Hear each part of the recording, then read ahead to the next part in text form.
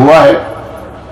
इस अवसर पे हम सब उत्सव भी मना रहे हैं और वैसे तो परसों बाबा साहब की जयंती है, लेकिन बाबा साहब की जयंती हम लोग आगे पीछे भी खुशी से मनाते हैं क्योंकि इतने सारे कार्य। हम सब का सौभाग्य, सहारनपुर का सौभाग्य, नकुल का सौभाग्य कि स्वयं प्रधानमंत्री जी और मुख्यमंत्री जी हमारे पास आ रहे हैं हमको बधाई देने के लिए, और हम उनको धन्यवाद भी देंगे जो उन्होंने काम किया है हम लोगों के लिए।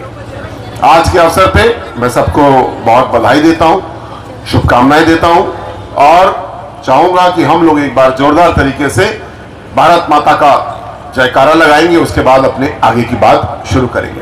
भारत माता की, भारत माता की, भारत माता की। संत शिरोमणि रविदास जी, संत बाबा अमर रहे, बाबा साहेब ने बहुत उन्होंने विकास के लिए भी काम किया और उससे बड़ी बात सबको जोड़ने के लिए काम किया। आज की ये सभा इस बात का प्रमाण है कि सबका साथ सबका विकास जो मोदी जी ने नारा दिया, मुकेश भैया उसको नकुल में बखूबी पूरा कर रहे हैं। सबका साथ इस पंडाल में बखूबी दिख रहा है, विकास वो भी चारों ओर हम लोग को दिख रहा है। ये बड़ी खुशी की बात है, ऐसे ही बना के रखे भैया। आदरणीय, हम सब ने अभी सुना आपका आशीर्वाद, चुनाव लड़ने का मौका मिला, लेकिन यही लोकतंत्र की खूबसूरती है, यही भारतीय जनता पार्टी की खूबसूरती है कि हम लोग चुनाव अलग अलग लड़ चुके होंगे, लेकिन आज एक संविधान में आस्था रख करके हम लोग एक पार्टी में हैं और मिलकर के आपकी सेवा के लिए काम कर रहे हैं। भारतीय जनता पार्टी का झंडा स्वीकार किया है और केवल झंडा नहीं, सोच विचार रीति नीति भी स्वीकार की है। ऐसे सभी साथियों का मैं हृदय से बहुत बहुत स्वागत करता हूं। संत अजब दास जी का मैं चाहूंगा एक बार जोरदार तालियों से संतों का हम सब स्वागत करें। संत बेगदास जी, आदरणीय श्री देवो राज में जहां मिले सबन को अन्न, छोट बड़ो सब साथ बसे, रैदास रहे प्रसन्न। ये दोहा हमने बहुत बार सुना है, लेकिन आज मैं कह सकता हूं इसके एक एक शब्द का अगर मैं विश्लेषण करूं, ऐसा चाहूं राज में मिले सबन को अन्न। आज सबको अन्न मिल रहा है या कोई भूखा सोने के लिए मजबूर है? आज भारत की बात करें तो 80 करोड़ थालियों में आदरणीय मोदी जी ने निर्णय लिया कि कोई भूखा नहीं सोएगा, हम लोग भोजन परोसेंगे। और ये तब है जब अपने पड़ोस में देखिए पाकिस्तान की हालत ये है, जिन्होंने बंटवारे की राजनीति की 1947 में एक छल करके और बस में, तभी हम लोग तरक्की कर रहे हैं। पाकिस्तान की जो हालत है आज सबके सामने है। इंटरनेट पे आप सर्च करिएगा, आटे का 180 रुपए किलो होती थी, कोई भूला नहीं। रसीदें कटती थी रिश्वत के नाम पे और उसके बाद में भर्तियां होती थी।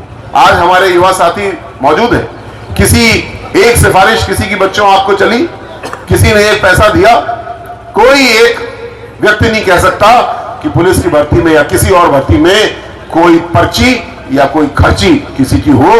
पूरी ईमानदारी से भर्तियां हुई, तभी हमारे बच्चे ईमानदारी से नौकरी कर पा रहे। जो जमीन गिरवी रख करके सपा की सरकार में लाखों रुपए दे के भर्ती होते थे, वो आते ही पहले दिन से पैसा कमाना शुरू करते थे। वो भी भ्रष्टाचार है, मैं उसको सही नहीं कहूंगा, लेकिन जब भ्रष्टाचार पे नींव रखी जाएगी किसी की नौकरी की, तो वो कहां से सही काम करेगा। ये परिवर्तन योगी जी लेकर के आए उत्तर प्रदेश में। काम कठिन था, नकल माफिया हमारे प्रदेश के ऊपर हावी था, उस नकल माफिया की कमर तोड़ी, समय लगा, कठोर कार्रवाई भी हुई और आज एक एक करके हमारी सारी भर्तियां हो रही हैं। हमारे युवा साथी करीब 3 लाख बच्चे भर्ती हो चुके हैं सरकारी सेवाओं में और हम सबकी सेवा कर रहे हैं।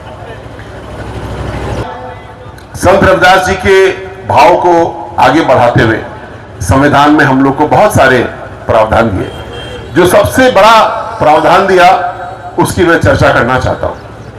1949 में जब हमारा संविधान बन रहा था कि जो लोकतंत्र का भाव उन्होंने दिया वो सबसे ऊपर है और सबसे आगे है।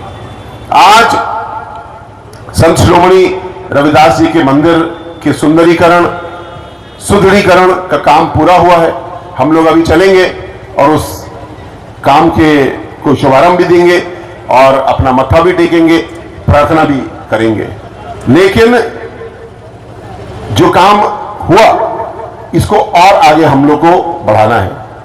प्रत्येक नगर में, गांव में कहीं ना कहीं बाबा साहब की मूर्ति लगी है, कहीं पे महर्षि वाल्मीकि जी की मूर्ति है, कहीं संत शिरोमणि जी की मूर्ति है, कहीं संत कबीरदास जी के नाम पे पार्क है। और हम सब कोशिश करते हैं, चेष्टा करते हैं कि हम लोग जो हमारा सामर्थ्य है हम सम्मान करें। आदरणीय योगी जी ने इस बात को समझा और उन्होंने एक निर्णय लिया और पिछले मंगलवार को कैबिनेट में यह पारित किया कि पूरे उत्तर प्रदेश में जहां जहां बाबा साहब की मूर्तियां लगी हुई हैं उनके बाउंड्री वॉल, उसकी छतरी, उसकी लाइट, पानी, टाइल, हरियाली, जो भी जरूरत है ये काम आपकी सरकार कराएगी, क्योंकि ये काम हमारे लिए सबसे महत्वपूर्ण है। कहां पे होना है सबसे पहले ये निर्णय आप लेंगे। पहले चरण में हर एक विधानसभा क्षेत्र को 1-1 करोड़ रुपए दिया गया है और एक मूर्ति पे अधिकतम 10 लाख व्यय करने का निर्णय है। मूर्तियों पे तो काम होगा ही, लेकिन कहीं पे शायद 5 लाख में भी काम हो जाए, कहीं पे 2 लाख में भी काम हो जाए, तो मूर्तियों की संख्या बढ़ भी सकती है। लेकिन जैसे इस बजट को पूरा करेंगे, आदरणीय योगी जी ने कहा मैं और बजट दूंगा और पूरे उत्तर प्रदेश में सामाजिक न्याय के योद्धाओं की कोई भी मूर्ति ऐसी ना बचे जिसके सम्मान में कोई कमी हो। हम लोग समाज के रूप में मिलकर तो करते ही हैं जैसा कर रहे हैं, लेकिन सरकार ने, योगी जी ने निर्णय लिया कि हम लोग सरकार के रूप में भी इस योगदान को करेंगे बाबा साहब के सम्मान के लिए। बाबा साहब के सम्मान के लिए आपकी सरकार सबसे आगे खड़ी है। प्रमाण आज यहां पे है भी। मैं इस बात से बहुत प्रसन्न हूं क्योंकि बाबा साहब ऊपर से हम लोग को आज आशीर्वाद दे रहे होंगे। जब 1949 में वो संविधान लिख रहे थे, जनसभाएं या पंचायतें होती होंगी तो क्या सब जाति धर्म के लोग एक साथ जुटते होंगे? तब ऐसा नहीं था, हर जाति की अलग अलग पंचायत होती थी। महिलाएं पंचायत में आएंगी ये तो कोई सोच भी नहीं सकता था। तब अपने लिए जोरदार तालियां बजाएं कि एक बहुत बड़ी सफलता है।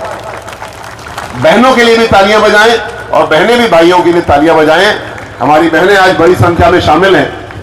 या पति को रोकने भी कोशिश कि बाबा साहब डॉक्टर भीमराव अम्बेडकर ने यह भी कहा था कि हम लोग को किसी भी प्रकार के कर्म कांड से बचना चाहिए। आसान शब्दों में कहूं तो हम लोग ने बाबा साहब के चित्र के सामने, संत शिरोमणि के चित्र के सामने एक दिया जलाया। दिया जलाया यानी एक सांकेतिक रूप से हमने प्रार्थना की, उनको अपना हमने वंदन किया। लेकिन असली वंदन होगा अगर हम ऐसी हर मूर्ति के साथ में एक कमरा बनाए जिसको हम लाइब्रेरी कहें, पुस्तकालय कहें, और हमारी बेटियां, हमारे बेटे जाकर के वहां पे पढ़ाई भी करें।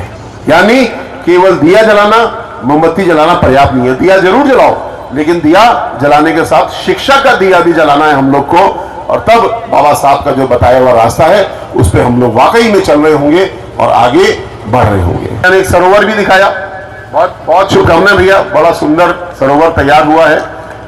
हम सबकी जिम्मेदारी है कि अपने गांव में, अपने अपने कस्बे में जो सरोवर हैं, तालाब हैं, तलैया हैं, ऐसे विधायक जो शिक्षा के लिए, विकास के लिए, सबको साथ जोड़ने के लिए काम कर रहे हैं और पर्यावरण के लिए, धरती मां के लिए काम कर रहे हैं, ये बहुत सौभाग्य होता है।